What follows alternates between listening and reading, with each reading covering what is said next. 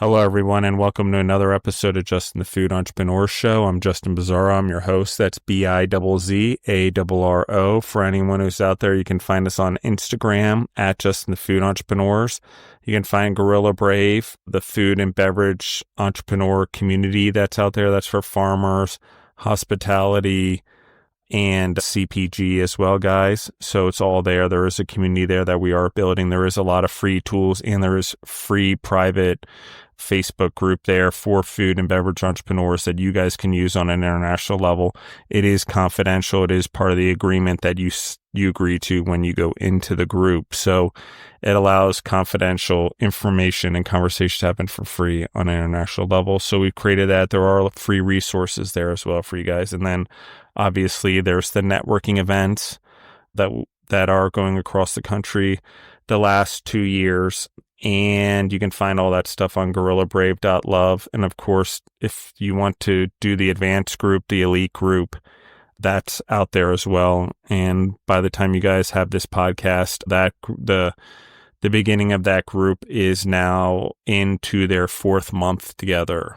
So that's kind of cool to see that elevated elite group cohort of entrepreneurs that started just because I started a podcast. I wasn't even sure why I really started the podcast, but it went from me thinking it was to attract people to restaurants to actually to help entrepreneurs grow and bring the story of entrepreneurs to the world and help entrepreneurs tell their stories or get used to telling their stories. I mean, it's just 1,000 different things. So I appreciate all the love out there, guys. Internationally, I appreciate all your love.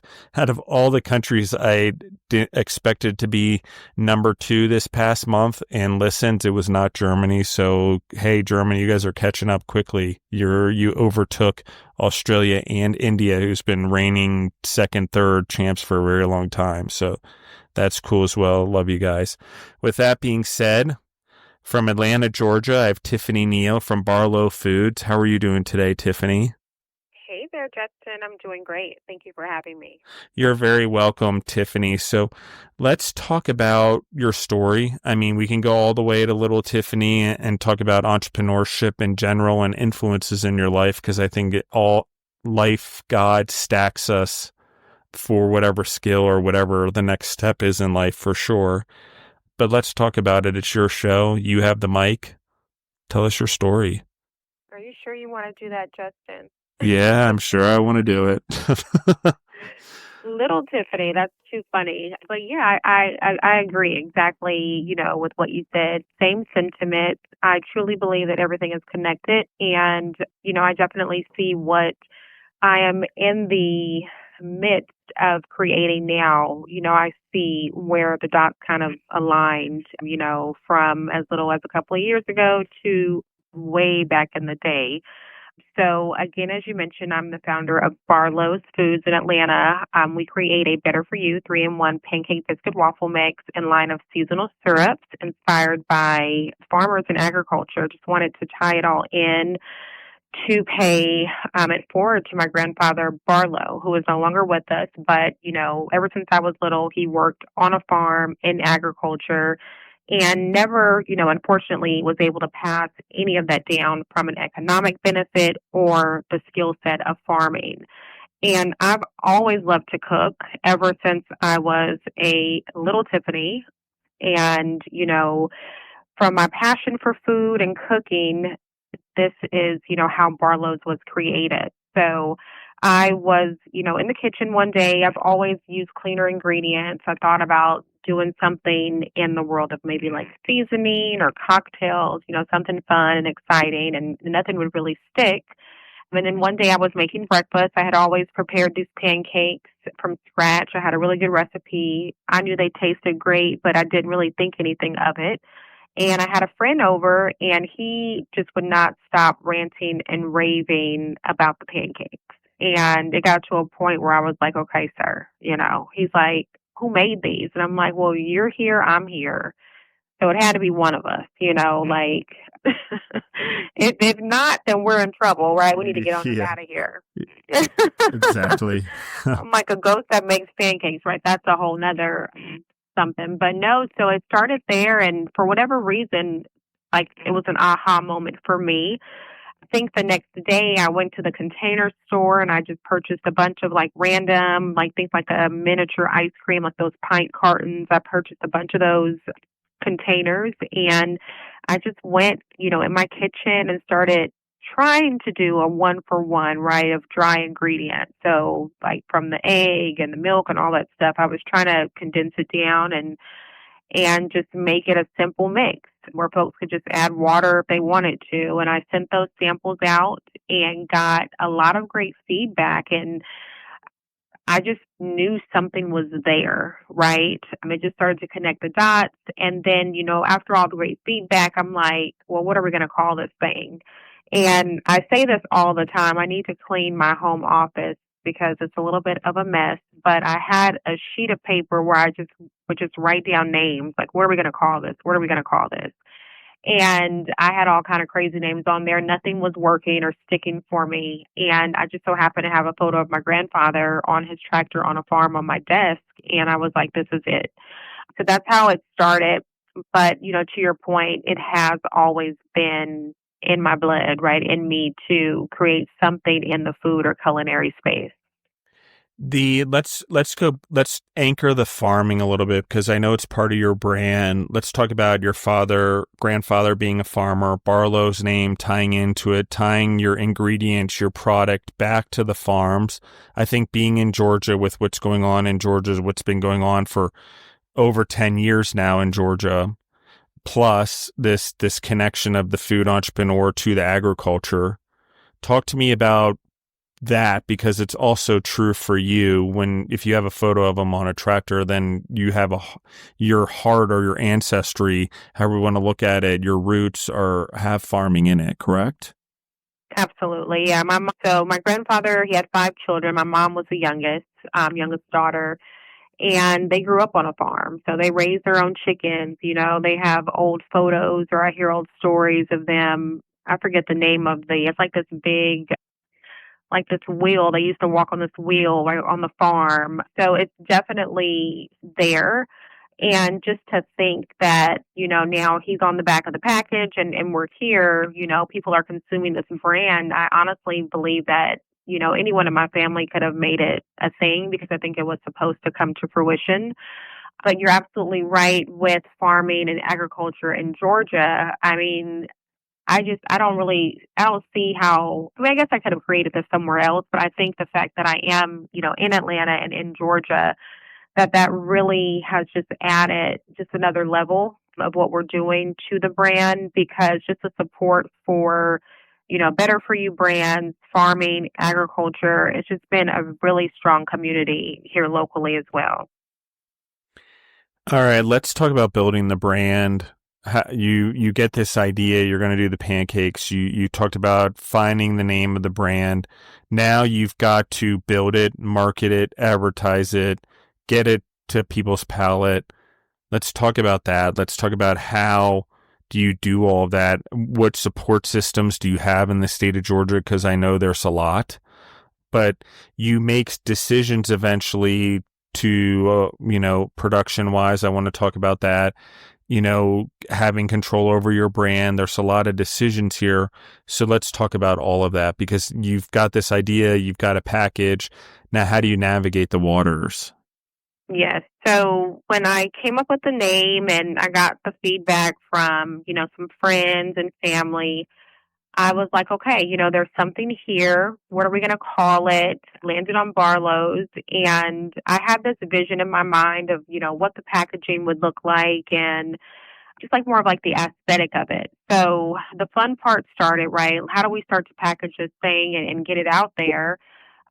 I remember reaching out to like CPG designers, right? And they wanted to charge me thousands and thousands of dollars. I remember the first person I reached out to, I think she quoted me like 20 grand to basically do like a vision board or something that I had already come up with. And I'm like, no, lady, like I just need you. I already know what I want it to look like. I just need you to perfect it.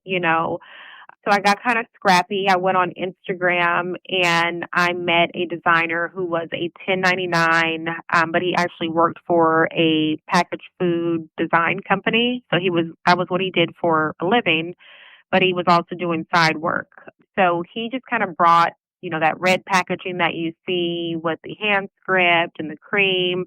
He brought that to life for us. And then once that got going, my initial idea as far as taking Barlow's or this mix to market was to start at local farmers markets. And I don't know, I just had this idea that, we would be at all the local farmers markets and it would become like this weekend tradition for kids and for families. And then I didn't realize that some of these farmers markets, had a waiting list, like years long, miles long. Like it wasn't as easy as just showing up and selling your product for at least the markets where you really want it to be, right? To be able to get it in front of enough folks. And I hadn't thought that through.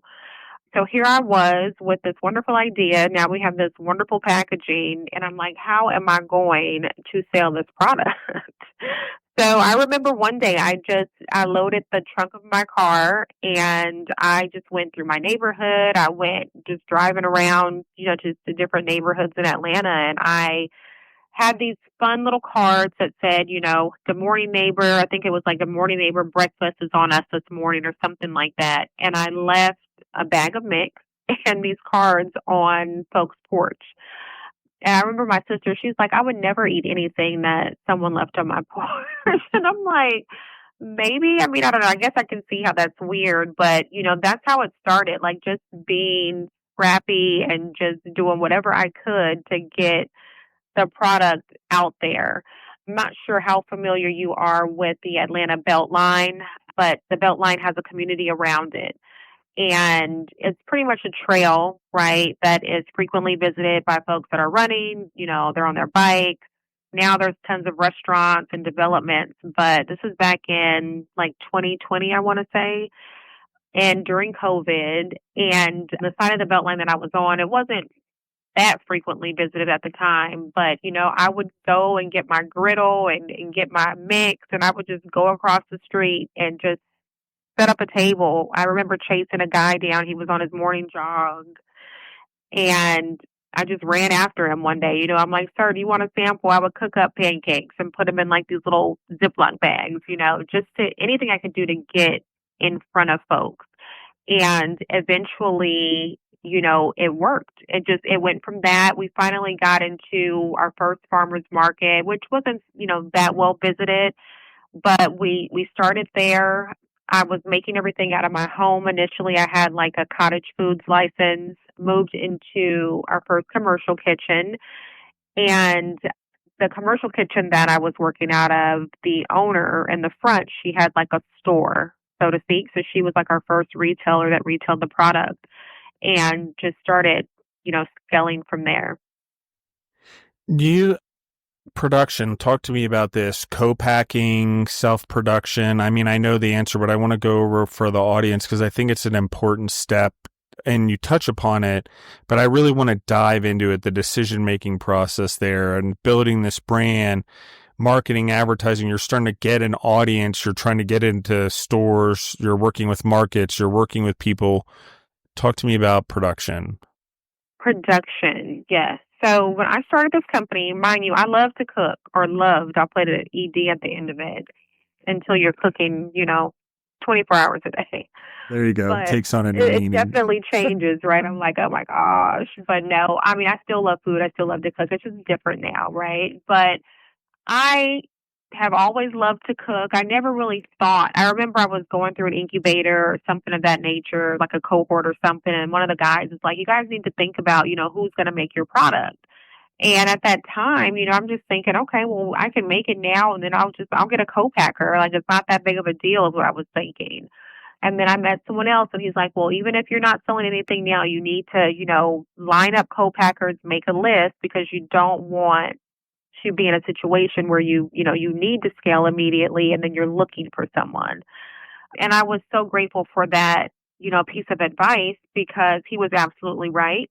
But lo and behold, I mentioned I was making things in my house, moved to a small commercial space, which was literally just like the back of someone's building or like a warehouse.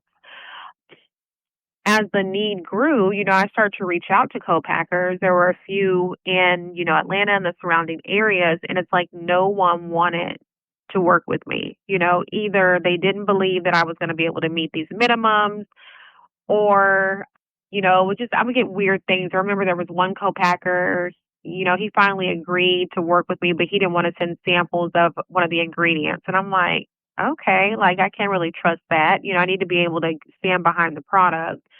But it was just so weird. Like, it was just like obstacle after obstacle after obstacle, or there were huge, buy-ins. Like I remember one person quoted me, I think the initial run was like $36,000.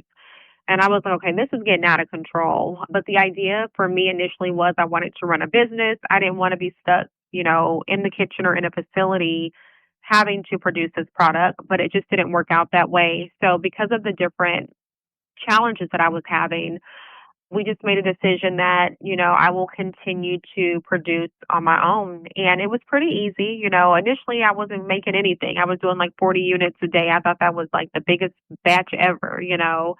And then it scaled. I think we got like a gifting job through a local gifting company in the Home Depot. And then because of that, I went and got an electric sifter, right? I had moved to a bigger shared kitchen at the time.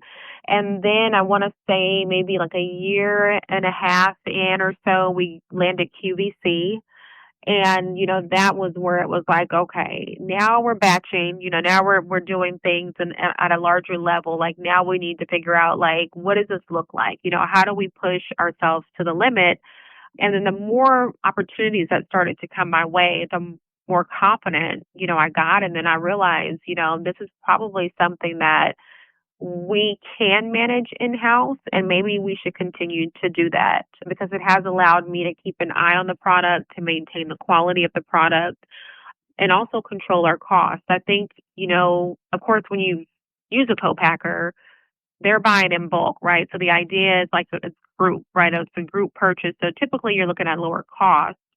But a lot of things that people don't talk about is sometimes to get in there, right?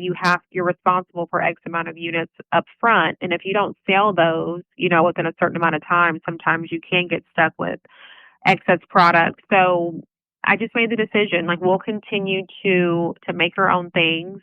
And we're now in our own facility, still, semi-automatic, but we are working on getting our automation in place. So we're really excited to have those things in place by the end of the year.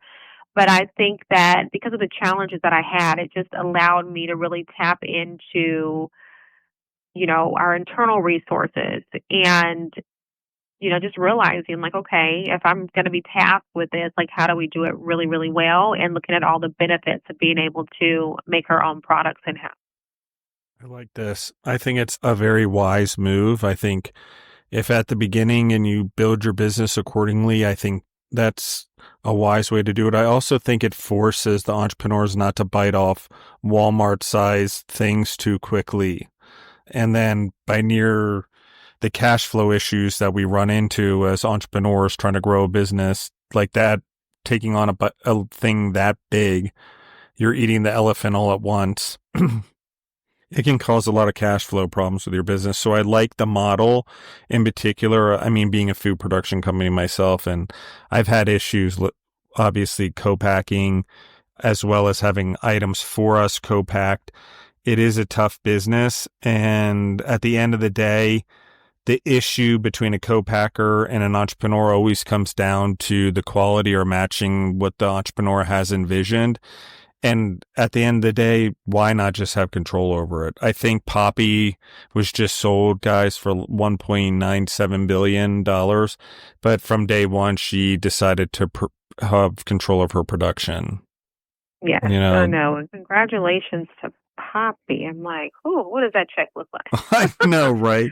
What does that check look like? Yeah. But yeah, that's great. But no, I mean, I think everything happens for a reason. And as frustrating as it can be, right? I mean, I think managing people and, getting the right people in place, that's a huge part of it because, I mean, even when we're fully automated, someone still is going to need to run the machine or, know how, or they're going to have to know how to do it. So there's challenges with everything, but just to be able, like you said, to own your quality, and just to have control over that is so, so important. Because when we did QVC, we did all the production for the mix, but we did outsource for one of our syrups during that time. And, there's no way to QA every single thing as soon as you get it. So as we went through, the order, as we got to the end, we noticed there were some things where like a label may have been missing, right? Or this was off. And I don't think that the same, like those folks don't really, they have your interest enough to get paid. And then it's like, once that's over, it's like you're stuck with it. But the care, the attention to detail, from my experience, was just not there. And I just think it's a wise decision. I think that even if you do go to a co-packer, you should always know and be able to create your own product just in case. Where do you hope this goes? Talk to me about building this forward, making connections. Like, let's talk about vision, goals. What are you thinking about at night? Like, sort of those type of things. So I think it's important for us to lay out sort of what your hopes and dreams are, even if they're enormous. Yeah, so my goal is to have Barlow's as a household name. I truly believe that I'm building something that will be global one day. Now, is it going to happen tomorrow? No. But I want Barlow's to be in the pantry of every person, if it's the mix or our syrups. Like, I remember growing up and, if I see a certain brand now or a certain color, it reminds me of something that I ate as a child, right? Or a memory that I may have had with like my family or my grandparents. And that's really what I see for Barlow's, is it just being a part of folks' childhood, of history. And one day, we'll see. I mean, an acquisition would be great. You can arrange that, how you like it. It doesn't mean that wouldn't be involved anymore. But those are all things that I think about. But definitely just continuing to push forward and just really build a brand that folks can identify with, and hopefully to tap into those emotions a little bit more and just be able to stand as more than just something that you make for breakfast or that you eat and that you cook, but just to evoke emotion and just become a part of folks' experiences is what I see for us moving forward. All right, let's highlight these guys, your stars of the show here. You have one of the things that I think all entrepreneurs, particularly in consumer packaged goods, should do is build diversity within your brand, experiment, see what works, what's complementary to your core items. Your core items may always lead to something else. Time and time again, we hear stories of companies that started off doing one thing and now they're another. Marriott was a food service company and now they're in hotels. So, that's an example for the food service goers. So, but what usually start off with doesn't mean you end with. If we want to really dive in, Danny Meyer started a bunch of restaurants, never wanted to be in chain or fast food, and did volunteer work that created Shake Shack. Okay, it's the open-mindedness to creativity that lead to things. So that's why I'm highlighting this. Let's talk about your syrups in particular. One of them is the flavor Georgia winner in the state of Georgia. So that is a peach cobbler syrup. So just to give the audience an idea, I'm going to tee it up. But let's talk about all of them, creating them, the idea to come up with them. And there are some items, I would say all of them are locally grown in Georgia that highlight those, that make the syrups pop. So let's talk about this.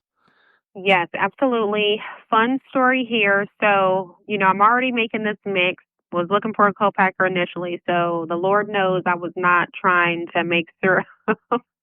In addition to that, where I'm already struggling getting this mix scaled up. But, in true Tiffany fashion, because like I said, when I was starting this, I'm always in the kitchen mixing up stuff. I'm the girl. I have friends come over. They're like, can I have some hot sauce? And I'm like, just give me 30 minutes, and I can make you some hot sauce. If whatever you want, I got you. You don't have to wait a second. I just didn't buy I was like an ingredient house. I didn't buy things that were already prepared. So we got an opportunity probably within the first year or second year of business. I don't remember exactly, but it was a pop-up and we were doing pancake samples.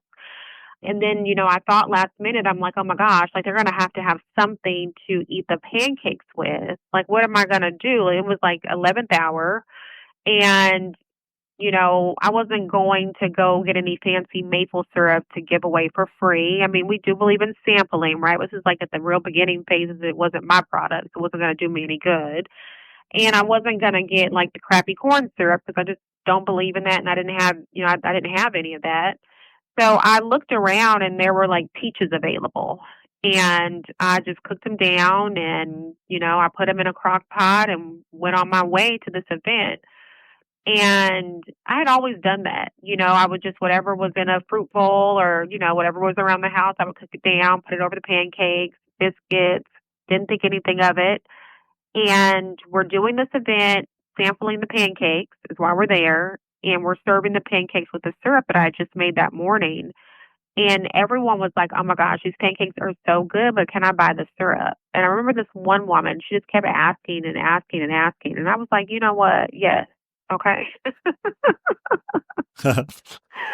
But you have to give me a second, okay? You have to give me a minute. But yeah, you can buy this. I just got to figure out how to make it, to be able to sell it. And that's literally what happened. I know. So that happened, and it just took forever, like trial and error. Like there's so many things like process of authority and pH. And I'm like, am I a scientist now? I should have paid attention in school a little bit harder, right? Like what is happening here? So it just started to take on a life of its own. And, I entered Flavor of Georgia in 2022 for the mix. I don't even think we didn't make it past the initial round. And I was a little bit bummed about that. And so the following year, I'm like, well, I'm going to put this syrup, right, that I just created. It's peach, it's Georgia, like, let's play the game here, and I'm going to enter it and see what happens. And we were selected as a finalist, and I was super excited. We were in the syrup, I think it's like syrup, honey, and jam category or something like that. So I'm like, oh, we got this. We're definitely going to win. We're going to go home and celebrate. I had no idea that there was a grand prize. I guess I didn't read the fine print. So when they called, the name Barlow's for our category, I was just so excited. I'm like, okay, we can pack up now and it's over. And then they're like, the grand prize winner is, and I'm like, the grand prize winner, but we won the entire competition. So we won our category.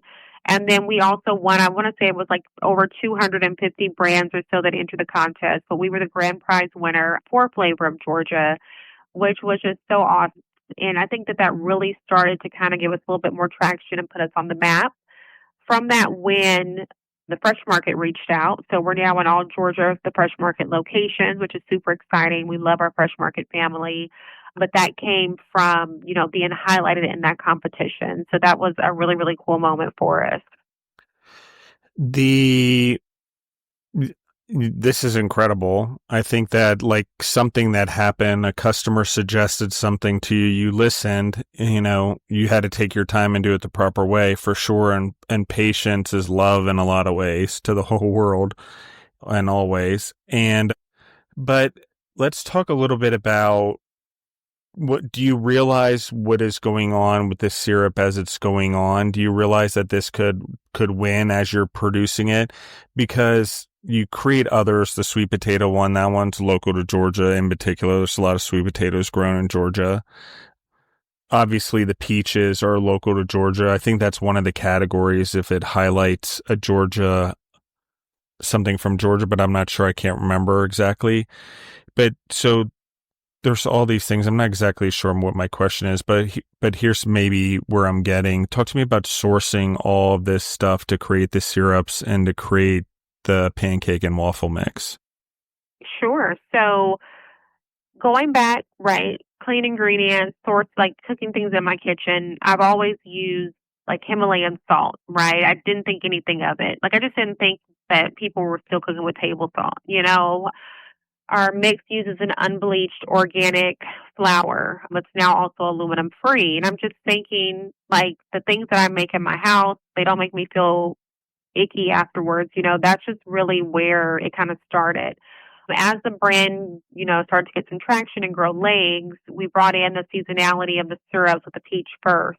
And then going back to my grandfather's legacy, we definitely wanted to source local when possible. Now that we're growing and we're scaling, right, it's a percentage of whatever that item is that's grown local just to be able to continue to produce. throughout the year. But that was just really important. And then once we saw the success of the peach cobbler syrup, I remember a friend of mine, she's like, okay, well, people are going crazy over peach. Then what's the next season, right? Like, what do we do next? And just kept playing and going from there. And then it just all tied back into the reason why Barlow's exists, to begin with. So to be able to support local farmers, to be able to source locally, and I think it's just really big to show people that you can still eat Southern grown or Southern inspired staples like your mama, right? Your grandmama used to make without killing yourself. I mean, of course, in moderation, but we just always wanted to keep things clean, simple, and local. And I think so often, there's a spectrum where it's either so clean for you that it's disgusting or it's so amazing that it is going to send you to the ER, and Barlow's just really owns that middle ground. I think it's a big step overall for all food companies or entrepreneurs in general or individuals in your homes. I think we often think that the swing to health is so far. The problem with swinging that far is you can never stay there. So you're going to fall backwards and feel defeated. So the key is to just sort of what we're talking about is not necessarily change what you eat, just change the way you eat it, meaning the ingredients from which it comes from. There are Reese's peanut butter cups that are out there. They're healthier. They're not in the candy aisle. They're in the protein bar aisle, I think, but they are there. They taste just the same to me. And I can't remember the name of the company that produced them, but same idea. They could be a little bit cleaner, I would say, but it's a step in the right direction. So, Absolutely. And nowadays, I feel like there's just so much, and no shade to anyone, I want to be my best self, right? So there are definitely some things that I don't eat, and I get it. But it's just like nowadays, I mean, there's everything, right? It's the gluten free, the vegan, the this and the that, and I think that sometimes with all of that noise, right, we get kind of lost. And I think that, of course, we eat to live, but I think you can still enjoy yourself and still enjoy tradition. And like you said, you don't have to stray or make this huge commitment, right? You can do it incrementally. And, that's why I love Better For You food brands because it allows you to do that. Even our mix, it is dietary friendly, is like how I like to say. So if you're vegan, you can enjoy it. If you're vegetarian, you can enjoy it, right? We still allow you to customize and make it your own, depending on what you want to add to it. Our syrups, we have a total of 7 now. 6 of the 7 are all made in house. So, real produce that's been cooked down. And people don't just stop at putting our syrups on pancakes, biscuits, and waffles, but they're using them as marinades or putting them on, their salads, making salad dressing. So we just wanted to create something that can be enjoyed, across the board. And, you can still play it up, play it down, and you're not going to feel super guilty about that. yeah, and I'm going to say this because I think it's also important by the nature of eating this way or purchasing this way as an entrepreneur in our food business, restaurants, whatever, it's important. And here's something that I really, as entrepreneurs, we want to support the entrepreneurs in our community. We serve or support our other food trucks or other restaurants or whatever. But when it goes up and down the chain, okay, our supply chain, our who we're selling to, our commercial chain, taking our products commercial, we then go corporate. And then we expect things to go the way that they would normally go or have the same love and passion in someone that maybe spends 6 to 8 hours on their job that we've just built a company spending 16 hours a day, in a lot of cases. So why I'm not encouraging everyone to kill themselves, what I am saying here is our education, our acceleration as entrepreneurs is greater. Entrepreneurs should work with entrepreneurs and not get caught up in the expectations of corporations. Because why is that important? Because it is important. So in this case, why am I saying this, guys? Syrups, pancake, biscuit, waffle mix. If instead of buying it through your normal source, you have someone here that's not only producing it for retail, producing it for online, but is producing her own production. So with the right help and the right partners and the right people that see, the right humans, the right entrepreneurs in the food and beverage that see what she's doing and believe in the same cause and understand that we're not swinging for the fences here.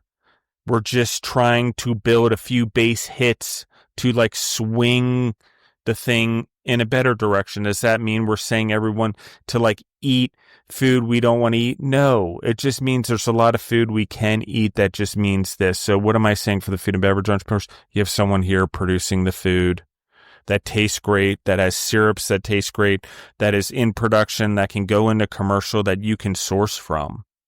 You know, one of the things I get a lot from over the last 3 years from this episode, particularly since I've been in logistics and sourcing and had my ups and downs and failures for sure, is like, how would I do things differently, or how would I do things? Well, for me, I would have stopped relying so much on the companies because they could produce a lot. And I would have focused more on early on building farmers, on building entrepreneurs in my supply chain from the beginning. Because in the end of the day, when push came to shove, 9/11, financial crisis, COVID, the ones that were there still working and helping me were the entrepreneurs, guys. And the ones that weren't, we had to figure out the problems, and trying to source in hospital meals and long-term care homes and fill the gaps in food was one of the hardest things ever. It did not go well at most of the time, even though we never missed the delivering the meals. But it is not something, how it all ended, it's not something that's easy, because what happened is when we deal with things and corporations or governments can swing so widely, as entrepreneurs, we are laid to those and we have to adjust, but in community, we can pivot better. That's all I'm going to say to you guys. And turning on one another or going after other entrepreneurs or whatever, or other food, this doesn't help either. You know, I get it, and I get it, things are hard, or things went hard, or your glass manufacturer went under, or whatever. But it's the very time that community during those times would have really helped in a time like COVID, where we all would have had connections with one another and been able to find alternatives to co-packing, to sourcing, maybe to farmers. Maybe a farmer's like, hey, I can't do it right now, but hey, I don't know what I'm going to do with this field. I'll plant this for you next season. And now you have a supply that you didn't have before. Those things are possible, guys. We just have to think about it, really think about it. And it's okay to leap over the supply chain and go directly to the source. That is okay. Yeah, I love that. Yeah, I love that. And I think there's a balance, right? I mean, in a perfect world, I would love to, just have 100% of everything come from local. And we do as much as we can, but I think sometimes too, it's like you gotta, when you're scaling, right? Like, I feel like a lot of smaller, like the farmers and smaller entrepreneurs, like they're facing a lot of the challenges that we're facing as well. So you just gotta find a sweet spot, because sometimes it may be hard for you to source things because they might, your local farmer may not have something, but we do focus there. But I think that just the way that the systems are set up, and the way production has to go sometimes, that ideally yes, but you got to have a balance, for both ends. The more that you grow and the more that you expand. Talk to me about growth, personal growth, the human that started this versus the human now. I'm like, where is the human that started? Yeah.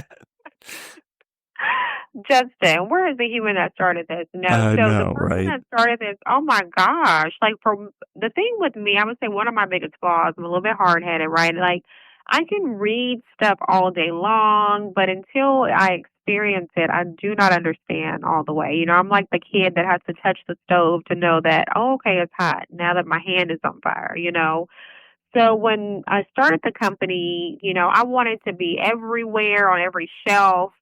But then you realize, like, we were talking earlier about going to these huge, retailers too soon, just financially, they were going to chew us up and spit us out. Maybe they weren't going to spit us out, but they were going to definitely chew us up. Okay. And so, the more that I started to really understand understand and experience how this industry works.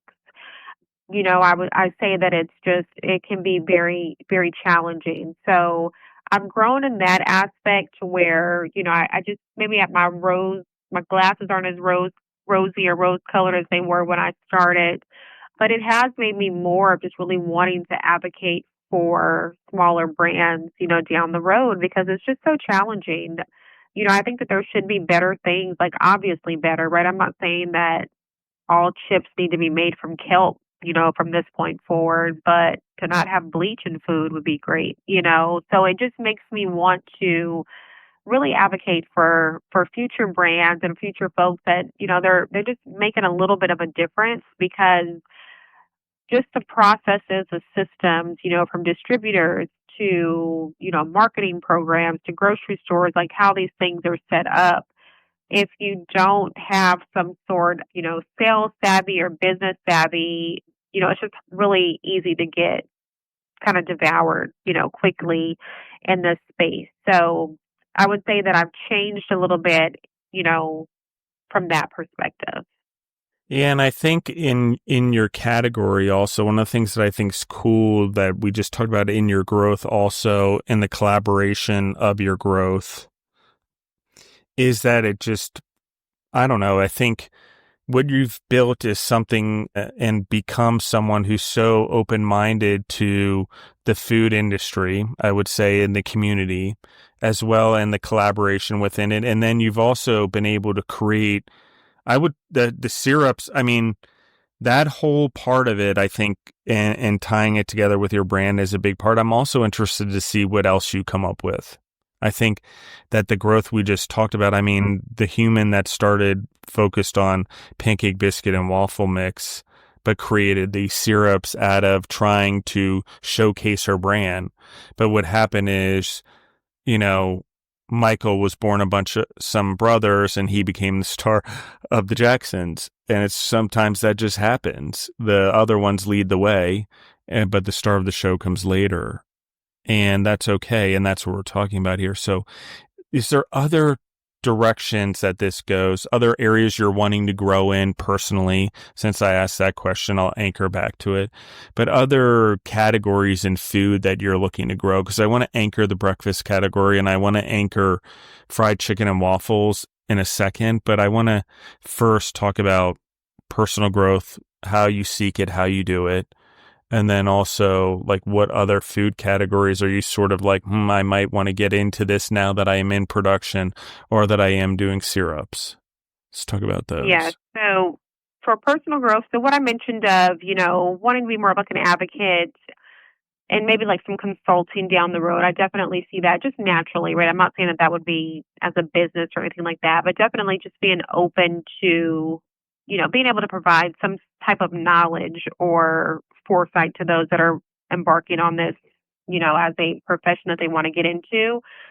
As far as products, yes, we have a ton of ideas, for new things that we're rolling out, but I'm really big on like maximizing where you are, of course, with the balance of you do want to kind of dabble and see, if there's a fit for something. But I don't think that we're near where we need to be with what we currently have. So just doing more of what we have now, but in like a different variation. So last year, we launched into Hilton Hotels. So they actually sell our syrups on the shelf, but then they also use our food service products like on the menu, right, or in the cafeteria. So that's here in Atlanta.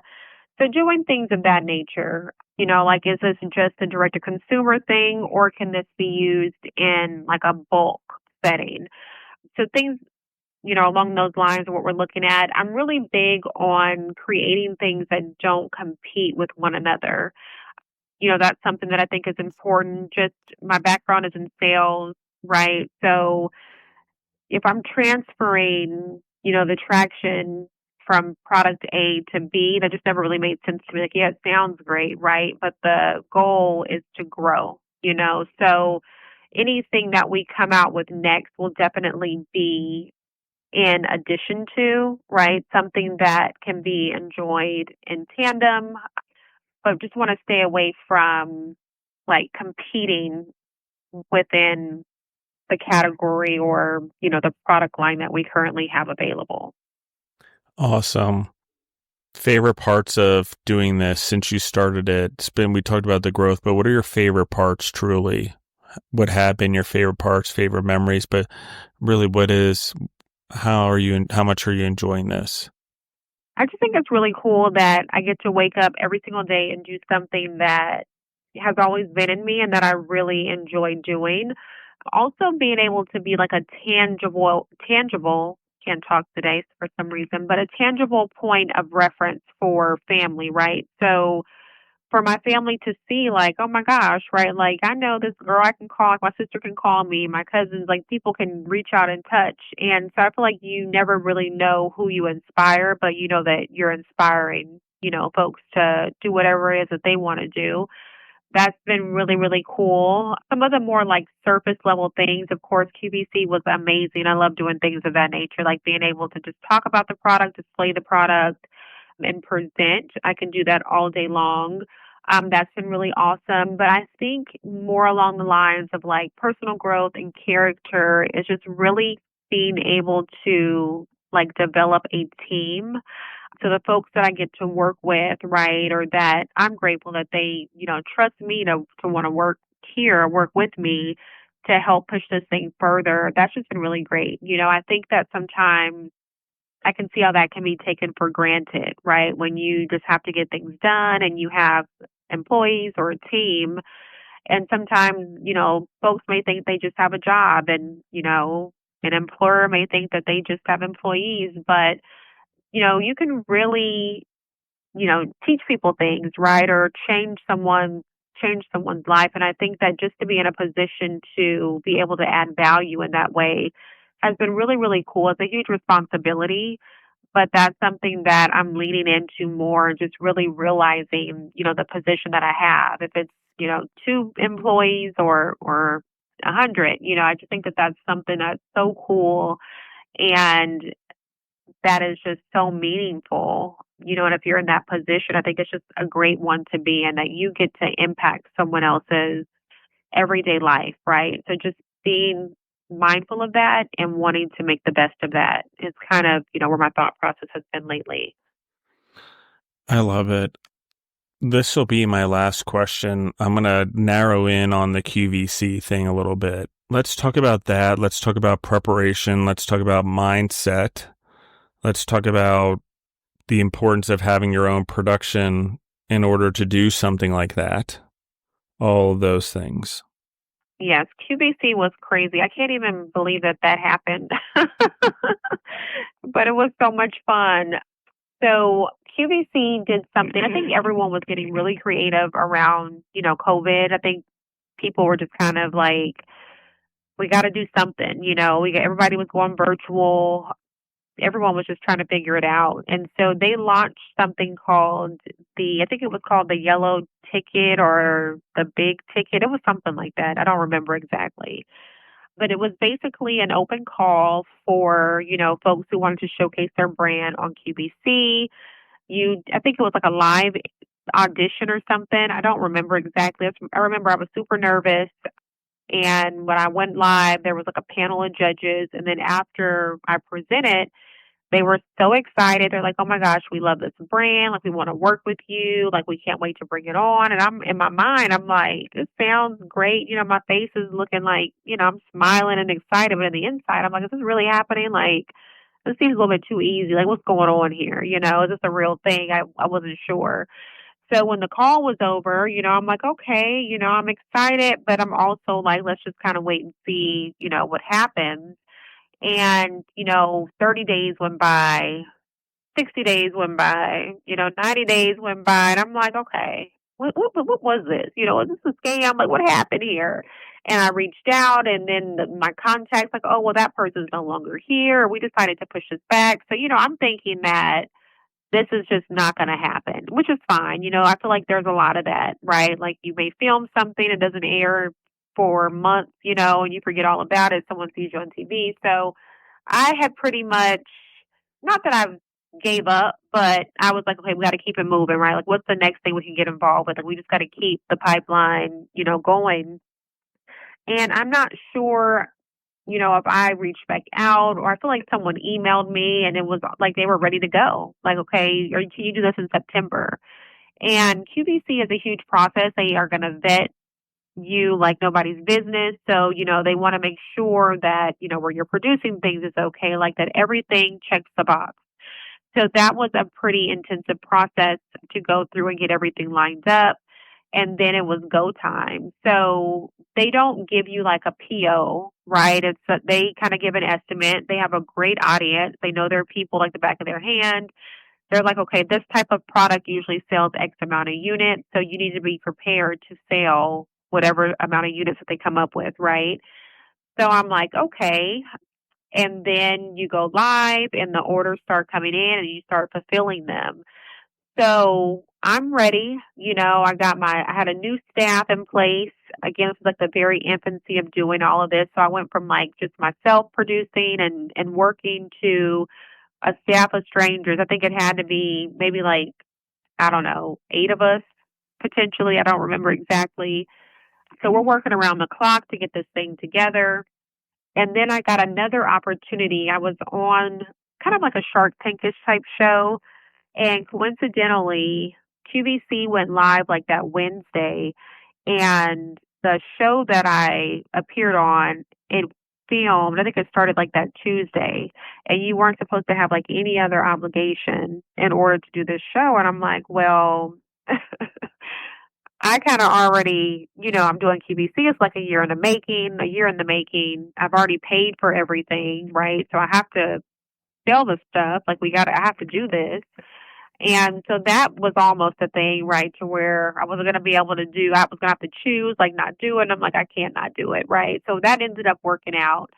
But I went live, like going back and forth in between filming both shows. And the goal was to get to the studio and make this elaborate spread on my end because I was virtual. So they had their setup, but I also wanted to have mine. And I just didn't have the time, right, going across town trying to get set up for QVC. So I called the Waffle House, okay? This is a story I've not told anyone.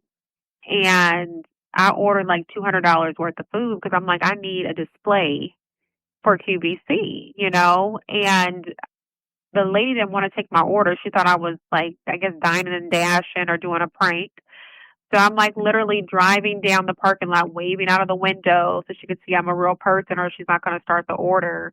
But I mean, it was just chaos, like getting everything going. But once I was in the groove of it and once I was live, it was great. A lot of great feedback. We sold out in 7 minutes, I want to say. We did like over 2,000 units in about 7 minutes. But it was great. It was exhilarating.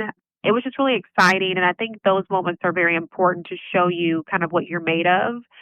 And I just feel like everything that had been done prior really prepared me to be successful in that moment. But it was just great that we were able to, effectively get everything packaged and produced and out in a timely manner. So that will always be one of, I would say, like a great moment or one of my memories, just, building this company. Amazing. Anything that I didn't cover or that's being called to your heart or anything that you wanted to share with the audience? Well, I would like to share, where to find us. So, of course, you can find us online at barlowsfoods.com, but we are now in over 350 locations throughout the Southeast. Specialty retailers, the Fresh Market, all Georgia locations, also in all Food Lion Georgia locations as well with our maple and original pancake mix. But aside from that, I would just say, to anyone who is on the fence and listening and they have an idea that they want to move forward with, to go for it. I mean, there is a lot of trial and tribulation, but I feel like that's what we're here for, right? So, as crazy as this may sound or, what other folks have gone through, go through it with precaution, but definitely, take a leap, take a chance on yourself. Like, you never know what may come out of it. And I agree 100%. And I agree from a podcast standpoint, 6.5 years ago now, this was started, and what the intent of it was not what it is. And even as an entrepreneur that started things and had some pretty big failures and some pretty big successes, you don't get it right at the beginning ever. The business plan is like trash by like sometimes weeks in, but the point is that you have to do it because the reality is what we're scared of all the fears that we have, they're human constructs in our own brain. And usually none of those things come true. Interestingly, at least in my experience. And most of the time I'm my own worst enemy for sure. If I was going to leave anything with the audience from this episode to really think about, just to reflect on, let's talk about key takeaways. Obviously, if you're in the CPG, co-packing is an option. There are a lot of ways to do it, but I would tell you the same things you need to check in on the co-packer. You're going to have to check in on whether you build packaging and production yourself. So it's worth just walking through the exercise of what it would take to do the packaging and the whatever you're trying to do, production yourself, sourcing. What would that look like? And then from there, because you do that, you gain the knowledge necessary to properly audit your consumer package co-packer. Or if you're a meal co-packer, whatever it is, baker, if you're in the baking, if you bake goods, whatever, still co-packing. But I think it's worth the exercise because the maneuverability you have to handle things like a QVC or sudden increases during a season, or someone on social media picks up and talks about your brand and all of a sudden your orders go up and you have to turn off your system. We've heard about that in these episodes, especially the ones previous to this, about all of a sudden we get moving and it happens. Okay. Does it always happen? No. Should you just be preparing always anyway? Yes. Slowly as life allows it, as the obstacles are there for us to learn and grow from. Absolutely. But there is a preparation, and we cannot actually capture any opportunity unless we're prepared, and life prepares us for those opportunities and pivots us when necessary. Okay. And helps us get to the star of our show, a syrup, the star of our show, to support the very thing we want to do in the first place. And more importantly, in this case, the syrup, the waffle, biscuit, pancake mix are becoming vehicles to tell a greater story, right? It's for Tiffani to spread the word, to do the work, to have a platform to say, hey, we can do this better. We can eat better. We can source better from our farmers. We can support our communities better. There's not an ideal. There's just moving the mark. Okay, that's all we need to do as humans. We just need to move the mark so it's better for the next generation. Okay, so I want everyone to think about it. I get a lot of purpose and loss of purpose. Yes, I've had it. I felt that in my life. 24 years of a business with my family, with people I knew, loved, cared about, thousands of people in my life, employees over the years, over the world in some cases. I know what that's like, but if you have a purpose and understand and tie it to, you don't have to go through as much heartache as I did, which is just find why you went through it and what the greater thing you were equipped for is, and ground yourself in it and then move forward. Okay. And it's the plan that you think you had before is not as great as the plan now. Okay. And what is going on with Gorilla Brave and the podcast and that stuff is way better than I could have ever imagined. And the amount of people I get to impact, or I should say, allow God to impact through me and influence through me and through the individuals that come on this show, that's huge. That's greater than anything I could have produced in food. It's greater than anything I could ever co-packed. And in the hospital food business and long-term care homes, stuff like that, I'll be back. Don't you worry. Because right now I'm learning and equipping and building relationships with entrepreneurs to properly build a system of that magnitude to go back and do millions upon millions of meals per day in healthcare or in long-term care or whatever. And again, I don't know robotics or AI or where that'll bring us, but I do know that the entrepreneurs out there will be creating systems and be at the forefront and be producing the things that help support the systems. And we're all going to figure out how to integrate all of life's advancements and work with them.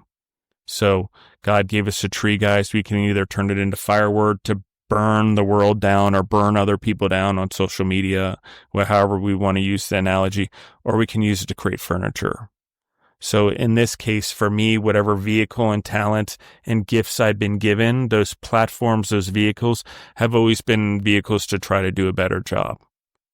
Have I failed at times? Yes, of course, but they've been necessary lessons. And have I hurt other people? Yes, for sure. Not intentionally, but I have. They were lessons for greater growth. A lot of amends, a lot of things. That's what it takes to be an entrepreneur. That's what it takes to grow a business. We do make mistakes, but it's okay. And there are people out there like us doing this very thing the same way. Just always keep in mind, guys, we have greater impact, greater influence. The amount of humans we touch through our food, through our sourcing, the amount of farms, animals, plants that we impact through the way we purchase in our businesses, the way we market our businesses, the influence of what we have and how we display that and the core values we live up to. It's big, guys. That's why I refer to it. It's a vehicle. And as we grow as entrepreneurs and we start wondering about purpose or our businesses aren't growing or whatever, it has a lot to do with this glass ceiling that we put on ourselves. And that ceiling is based around this perspective. What now? What can I do now? Why is this not growing now? What am I doing more? And it's just lifting our head up for a second, picking up and looking around us and realizing, hey, this is just one of the many things that I'm really, really, really good at. And in this case, we also talked about Tiffani's sales background. So there's an equipping that's gone on before that led to this. And there was equipping going on as a child, as little Tiffani, that gave her the seeds in food, the burning desire to go do what she's doing now. And so when the skills started to merge, what did she produce? A vehicle to go do the very thing that she feels in her soul and in her being, which is eat well, do well, so much so I'm going to create a product around it, so much so that product, by the nature of me being in the business, created another group of products that help locally, but it's also now a platform. It's not political, guys. It's not whatever. We can think of food, we can throw it in all the politics and all the stuff in the world. The reality is every single human across the world eats. And the longest business probably in the world,